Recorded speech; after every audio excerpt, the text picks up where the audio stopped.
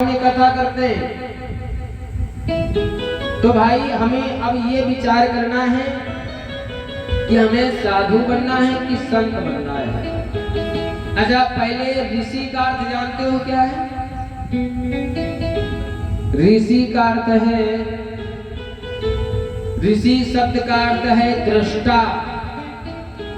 दृष्टा जानते हो, यानी देखने वाला। दृष्टा यानी देखने वाला।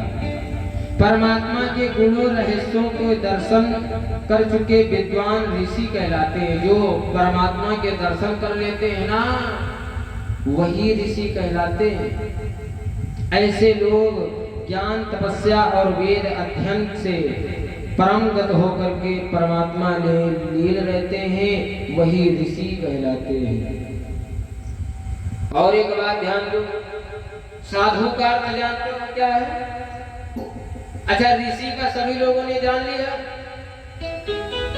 दादाजी समझ में ना आए बताओ, मैं फिर से बताऊंगा, क्योंकि हम तो यहाँ बताने ही आए हैं।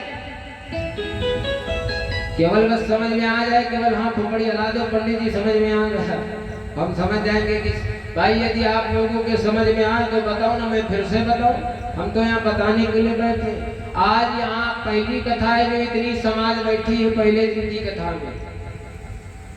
न खैर परमात्मा की बाबा की इतनी कृपा है कि पहले दिन में ही भक्तों का आना शुरू हो जाता है।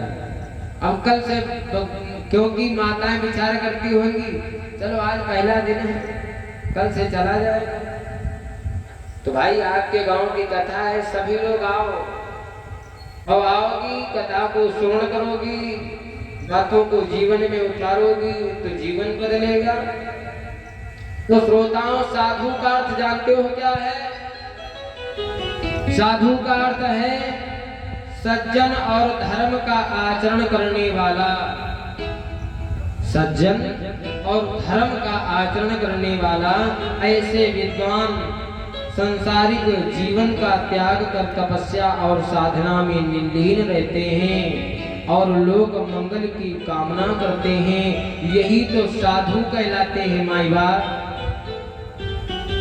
अच्छा, साधु का अर्थ भी हमने जान लिया, अब जानना है संत का अर्थ। संत का अर्थ क्या है? कहते हैं संत का अर्थ होता है सत्य का आचरण करने वाला।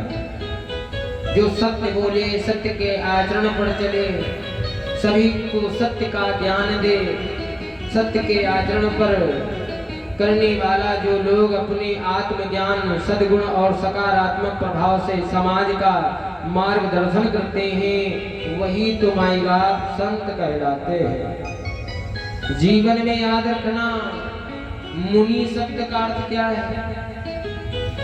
मुनि शब्द का अर्थ है मनन करने वाला। जो परमात्मा का मन में भजन करे, शोरगुल ज्यादा उसको भाता नहीं है। मनन करने वाला।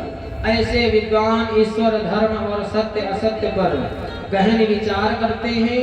ऐसे तपस्वी प्रिया मौन, व्रत और गहरे ध्यान में रहते हैं। मौनी मुनि वही कहलाते हैं जो मौन रह करके परमात्मा की तपस्या करते हैं, परमात्मा के भजन में लीन रहते हैं। यही तो साधु संत कहलाते हैं। वैरागी बनना भी कठिन है।